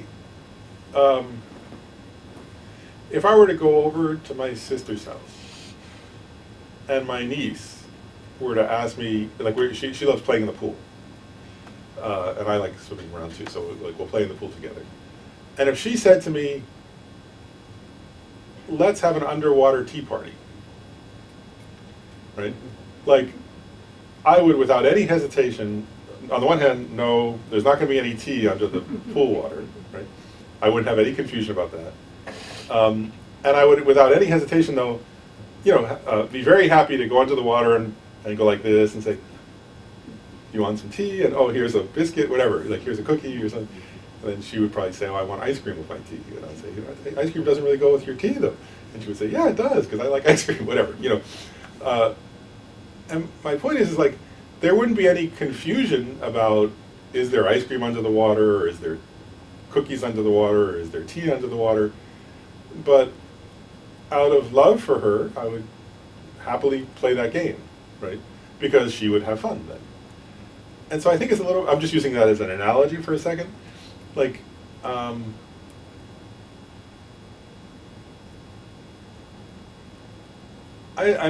I'm just using that as an analogy. I sort of have this idea that maybe bodhisattvas are a little bit like that with us, like, you know, except we're like my niece, and they're like, you know, in the analogy, they're playing the role of the adult.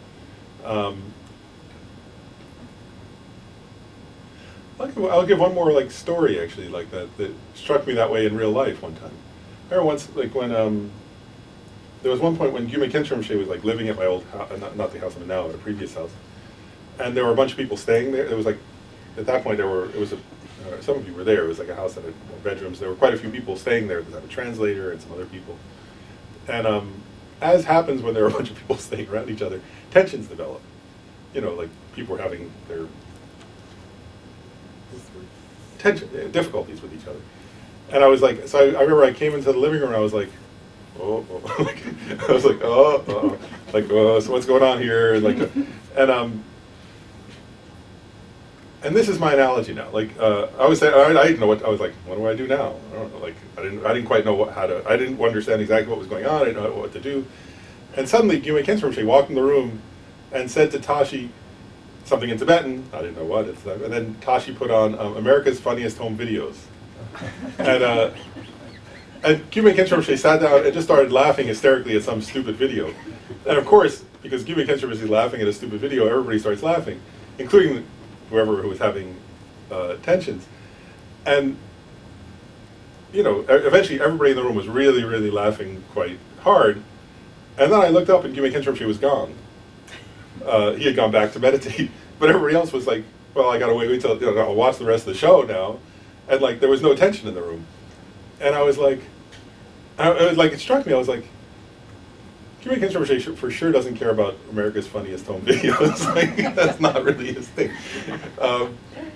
But he engaged with others playfully and joyfully. Like, I mean, it's similar. I mean, the energy behind it was similar to the energy I would have with my niece. Is my point. Like, you see, he wasn't like being condescending or being. He wasn't lecturing anybody about you should. You know, there was this quality of joy and playfulness, and engaging with the conventional reality of a TV show in that case, in a way that calmed people's minds and decreased their afflictive emotions. You know, and once that was accomplished, he left, is my point. So I think it might be a little like that. Like, there is Beautiful analogies. a Thank you. playful, like, and I think Khenchen Rinpoche is very good at this playful, joyful quality that was clearly love. I mean, I was like, wow, that wouldn't have occurred to me to put on, you know, like, and I'm not sure it would have worked either if I tried. But it works because the bodhisattva also knows how to engage, like, because they understand people and how their minds work and the nature of conventionality, which is interdependence, they also know how to playfully and joyfully engage in a way that works with people in the most effective way one can. So that's just I don't know if that answers the question exactly, but I think that story captures my sense of that, of an answer to that. This is beautiful, thank you. Yeah. Dr. Lauren, did Khenchen Rinpoche know about like what was on the TV before? before that? And this is how I'm gonna do this? Do you think so? He must have asked Tashi, "Oh, put on that show." He must have said, "Put on that show." I mean, I don't think you knew the name, but he probably came down and said to Tashi, "Put on one of those shows with stupid, silly videos or something." He must have said in Tibetan something. I don't know. I couldn't understand, but he must have said something like to Tashi, "Oh, can you find one of those shows with the stupid, silly videos?" Whatever it was, and then Tashi flipped through the channels and found it. For Tashi was his Geshe was his attendant. So I'm sure that's what he said, something of that sort. Like, because he was very specific. He didn't say put on whatever, something else. It was like he clearly had some intention of what type of thing he wanted on the. Right. Yeah. But coming back to the same question, actually piggybacking on her. So they don't need to sleep, they don't need to eat. Oh, I see. No, I mean that's not. Just to be clear, like nobody. I mean, bodhisattvas. It depends on what level of the path they're on, whether they need to sleep or eat or things like that. Like, so like a bodhisattva on the path of accumulation, which is the first of the 5 paths, for sure gets hungry, gets tired, has gets sick, has all those kind of things. There is a truth that the higher you go on the path, the body changes, and one's experience of a body changes. But on the lower levels of the path, bodhisattvas have the same kinds of physiological experiences we do. I mean, some of these monks, they whole night they stay straight, they don't even sleep. In some cases, I had that. Some people. I don't know. I'm telling stories here. I'll tell one more story. Like this is of Lama Zopa Rinpoche, but like Lama Zopa Rinpoche doesn't. How do I say it the right way? He stayed with me, so I've seen it happen. I've seen this, but and other people have described it. Like where he goes sometimes many days without sleeping at all, and then I've seen where, like there's one time where he arrived on a flight, and then he was teaching, and then he was like traveling, and then he was writing letters, and then I came in the room to help with something, to transcribe something, and I knew he had been awake for about more than 48 hours at that point. And we were working on something, and he went like, he was talking, and he went like this, and it was maybe like 6 minutes, and he went like that, and he said, "Oh, I was just at the Dalai Lama's temple." And then he picked right up where he'd left off, and I was like, "Oh, that was his sleep for the next few days." And then one time I was supposed to be working on a book with Lama Zopa Rinpoche that totally failed. The idea was about like a book about like, it was supposed to be a popular book for like modern people, like about stress and self-esteem and I don't know, normal topics. It totally failed. It totally was a flop. But I mean, I couldn't write it. It was impossible. And here's why. It is an example. So I say to Lama Zopa Rinpoche, well, ordinary people find themselves like tired and stressed out a lot. How do you, you travel all over the world. How do you deal with being tired? And Rinpoche said to me, I haven't had that experience yet. And I said, no, I mean like, like tired, like sleepy, and he said, sorry. He said, I want to help you, but I've not yet had the experience of being tired. He said, maybe ask me when I'm old. Like, maybe, and he was like already 60 or something. But he was like, I'm saying that from perspective of somebody who's in there, like, he was older than I am today, and I've had a lot of experience of being tired. And he said, I apologize. He said, I'm sorry, but he said, maybe if you ask me when I'm older, if I ever have the experience of being tired, then I'll be happy to tell you how I deal with it. And I just thought, like, I think I thought I'd give up. I can't. There's using his example, his personal experience to help ordinary people was like, well, you were asking conventional truth to him, and he didn't know how to answer those, I guess. And so he's at that level, whatever level of the path. There are different levels of the path where you don't have those experiences anymore. But he's but ordinary bodhisattvas do have those experiences. So not all bodhisattvas have that. But okay, so then let's see. We said so I think we're up to, on 279, number 5, right? Yeah, number 5. So how it is inadmissible to posit pots and the like as conventional in relation to the perspective of a worldly consciousness and as ultimate in relation to Aryas. Okay, this is clear. So what he's saying, he says, that is why it is inadmissible to propound that in this system pots, woolen cloths, and so forth are posited as conventional truths for the consciousness of ordinary beings, without the Madhyamaka view, and that they are posited ultimate truths from an Arya's point of view.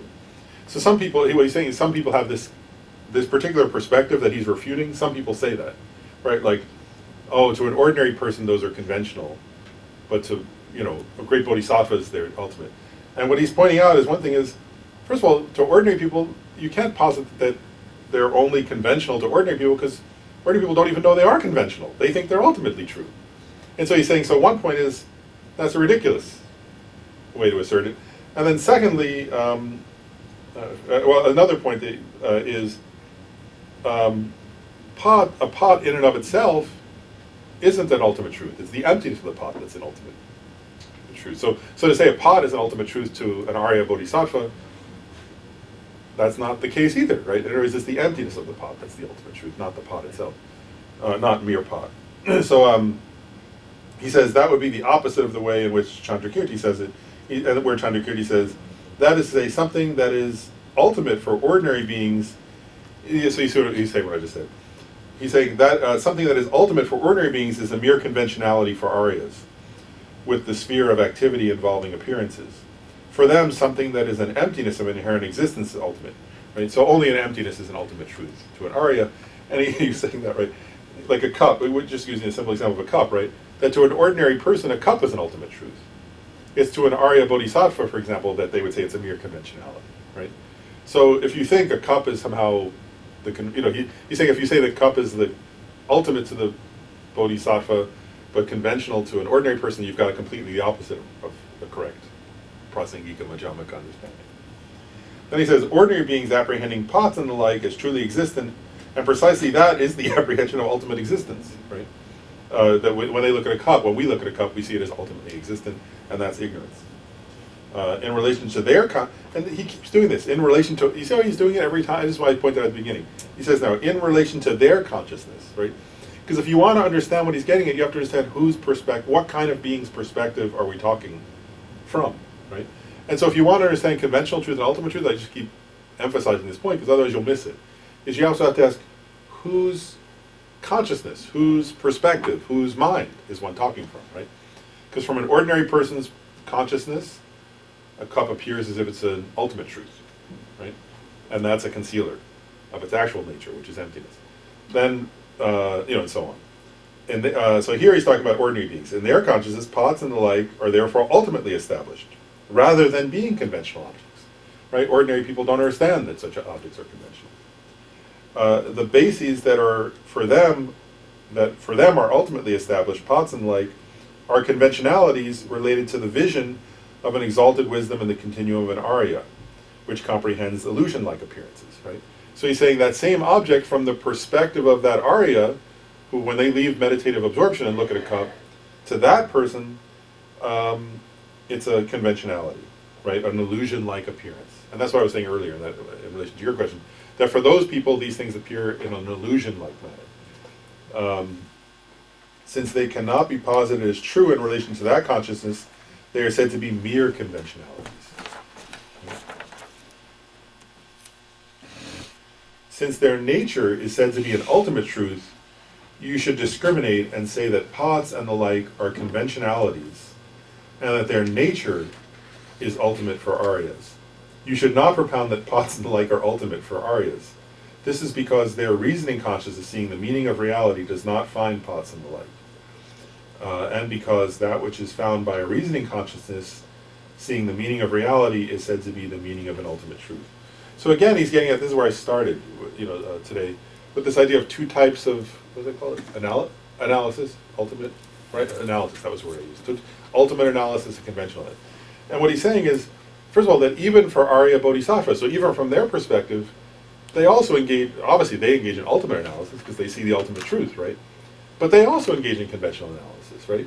In other words, like an Arya Bodhisattva still, can still say, let's make a fire, to cook or something, right?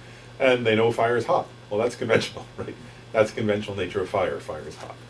Or using my answer to your question, or Lisa's question earlier, there was, if Gyume Khenpo Rinpoche were analyzing the nature of a TV from its ultimate perspective, he would say it's emptiness, right? But if he's trying to help people who are feeling tense, he's not going to say, he's going to say, let's turn it on, use the remote control. Like, that's conventional analysis, right? To put on a silly show, whatever. Like, that's conventional analysis that's engaged in order to help somebody else in that case. And the other point is that, so also you can't say, he gave two reasons why you can't say that a pot is an ultimate truth. I want to point out, I want to point out to you guys two reasons. One is, if the cup were ultimate, like the ultimate nature of the cup is emptiness, which is the ultimate truth, right? But if I were to say the cup is ultimate truth, well then whenever you see a cup, you should have realized ultimate truth, which doesn't happen, does it? But another point he makes here is when a bodhisattva meditates on emptiness in relation to the cup, right? And when they conclude their meditation on emptiness, what they find is emptiness, right? They don't find cupness. Does that make sense? And so cupness can't be the ultimate truth because it's not what's discovered when you engage in an ultimate analysis, right? And so he's saying also, therefore, cups or hats or shirts or whatever, tables, aren't ultimate truths because when you engage in ultimate analysis, you don't find tables and hats. You find emptinesses, right? The emptiness of a hat, the emptiness of a table. So again, conventional. So he's also making a clear differentiation. Conventional truths are not identical to ultimate truths, right? And ultimate truths are not identical to conventional truths. They have the same entity, right? Which in other words, because the cup, right, is the conventional truth is a cup, and its ultimate truth is emptiness. They're not two separate things. The emptiness of the cup is not somewhere other than, or something other than the ultimate nature of that cup. But they're not, so they're the same entity in that sense, right? But they're not identical. If they were identical, again, then every time you drank a sip of water, you'd realize emptiness. And also when you engaged in meditation, you would find some ultimate cupness that would be the ultimate truth. But that's not what you find. You find emptiness. Does that make sense? So he's differentiating the nature of the two truths there.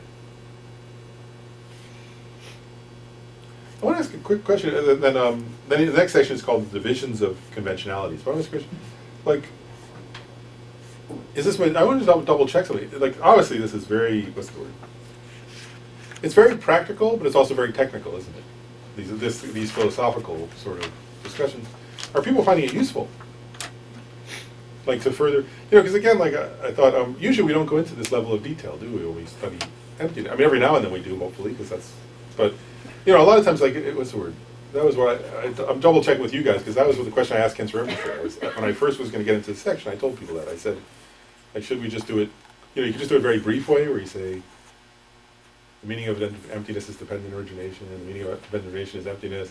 Let's leave it at that kind of thing, without going into this level of detail. But if you don't get into this level of detail, then you don't really understand what does it mean, dependent origination is empty, right? This is getting at the subtle distinctions to understand that, but I want to make sure it's being useful to people.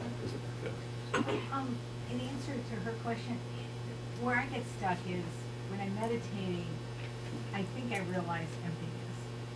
And as I come out, I gradually lose that. So it's like there's two states and I can't put them together. So I believe what you say, that there's no inherent existence, but I can only sense that when I'm in meditation. I can't sense that as I go around the world.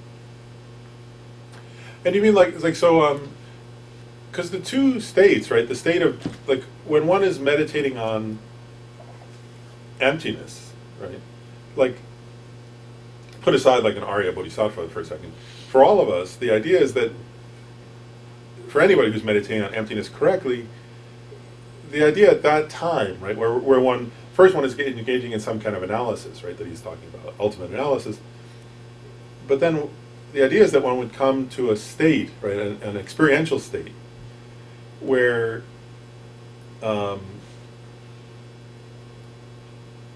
technically what they say is one discovers a non-affirming negation. It means that one discovers that, like, let's say it's on the I, me, my sense of inherently existent I, right? That one comes to a state where one has found that doesn't exist, negated that. But it's not affirming some other thing. You're not saying, but emptiness is this other thing. It's you just sort of, it's a mere negation. It's like you've just proven to yourself that truly existent self is non-existent. So that's a mere simple negation, you could say. And at that time, what they say is experientially, there are a number of things they point out. One is no conventional object should be appearing to the mind at that time. Like so, and they sometimes call it a space-like equipoise. Not that one is literally meditating on space, but they're just saying space is similar to space in the sense that nothing, no conventionalities, no elaborations, no conventional appearances should be arising to the mind during that time. And even the sense of subject and object should be sort of minimized in a sense. Like they say until one has realized emptiness directly, there's still a subtle sense of subject and object, but one is trying to sort of let go of, you could say, that experientially let go of that sense of subject and object. And being a little technical, because technically one would say there is still a subtle sense of it left, but one is trying to sort of let go of that, let's call it, and sort of absorb the mind in this, sometimes call it a space-like equipoise, or a mere negation. I mean, there are different, or a non-affirming negation, whatever you want to call it. So at that state, that really is one kind of, getting to your point, that is one kind of experiential mode of experience that's quite unique, right? It's only, and that kind of experience is unique to meditation, in a way, for ordinary people. And then what they say is that when one gets up from that state, to go to work or whatever, that it is different. Because at that time, conventional appearances reassert themselves to our senses, right? Like you open your eyes, or if your eyes were slightly open, you start looking around. You start hearing sounds and having tastes and so on, touch and all that. And so, in one sense, that they call it like the post-meditative state should be and is inevitably quite different from the meditative state. And what they say though is that that's fine, that's normal. Like, but that the practice then is, based on and that based on one's experience in meditation of that negation of inherent existence, as he uses this term, during the post-meditative state, one can't sustain that space-like equipoise because you wouldn't be able to do your job or drive or talk to your friend or something. But that at that time the practice is more what he refers to as an illusion-like, like to recognize, oh wow, all these appearances are appearing to me. They do exist conventionally, but they're conventional. One is trying to move closer to that understanding that they are conventionalities, right? Up till our when we never meditate on emptiness, all those appearances appear to be ultimately true.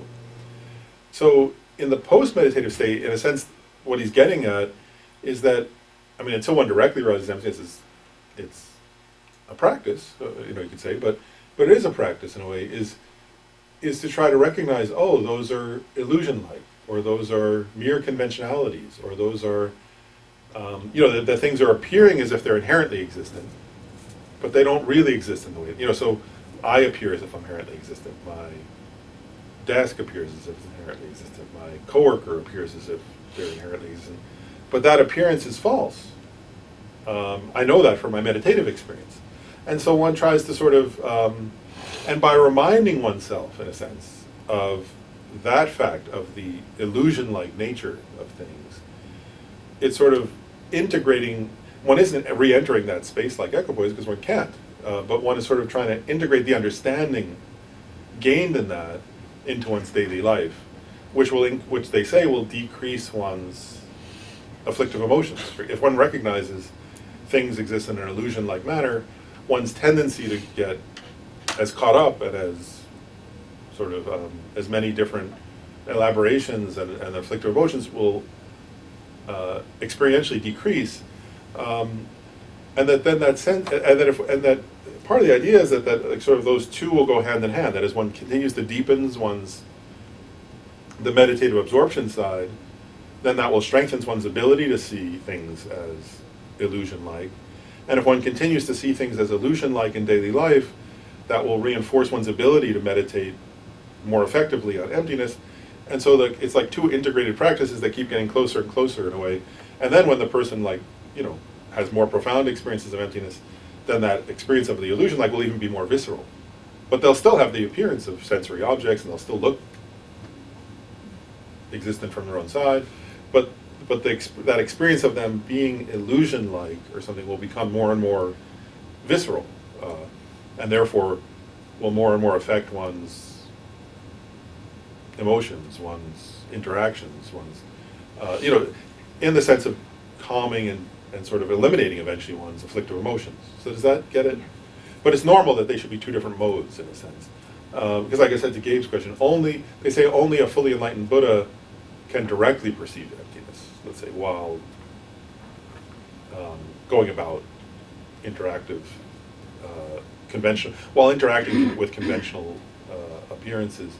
So we all have to like sort of, otherwise, even like ordinary people and then all the way up to bodhisattvas have to kind of practice this, I almost call it like a harmony of those two modes. That one has to kind of bring those two modes into a kind of harmony. And where the conventional side helps one understand dependent origination, which then leads one back in meditation to that understanding of emptiness. And then the understanding of emptiness helps one to understand the dependent origination aspect of conventionality.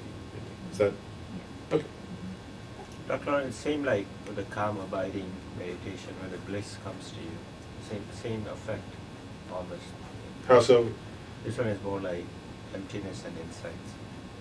Is that correct? I'm not sure I understand what you. So when you do a calm abiding meditation,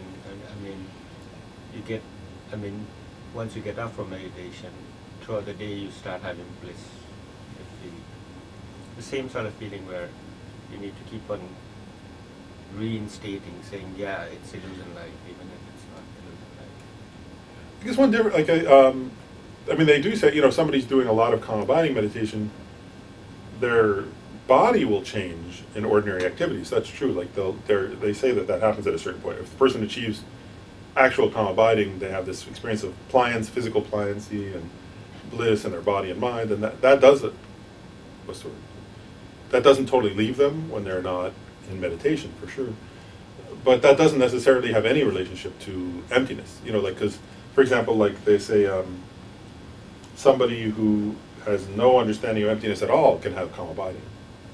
So it could be completely separate from emptiness in the sense that, then like even Buddhists will say that only the Buddha taught the ultimate meaning of the prasangika understanding of emptiness, but that in terms of, they say that's unique to Buddhism, but Buddhists actually even say calm abiding is not unique to Buddhists at all. Like beings from other religious traditions have calm abiding, beings on other planets have calm abiding, and they would say it's like calm abiding is very common. Not that it's common in the world, it's hard to achieve, but that it's not it's not uncommon to Buddhism. Many non-Buddhists can achieve calm abiding, whereas this understanding of the harmony, Lama Tsongkhapa says that in his praise to dependent origination, where he says, to the Buddha, he says, only you taught that topic, that dependent arising is the meaning of emptiness, and emptiness is the meaning of repentance. That's unique, and Lama Tsongkhapa says that is unique to the Buddha, whereas calm abiding meditation is common to other traditions. But you're correct in the sense that the experiences that come with calm abiding affect one's daily life, for sure, also. And they temporarily, the difference is also they temporarily suppress also the afflictive emotions. If you have calm abiding, it's like a temporary suppression of your afflictive emotions, but only emptiness uproots that's also a difference. The understanding of emptiness uproots the afflictive emotions, whereas calm abiding just suppresses them. So it's a difference there too. And like in computer, one is a cache memory and another one is storage. The supreme jewel bodhicitta, where it has not arisen, may it arise and grow, where it has arisen, may it not decrease, but increase more and more. In the snowy mountain paradise, you the source of good and happiness, all-powerful Chenrezig Tenzin Gyatso, please remain until samsara. Thank you. Thanks, sir. So did they come get their dog?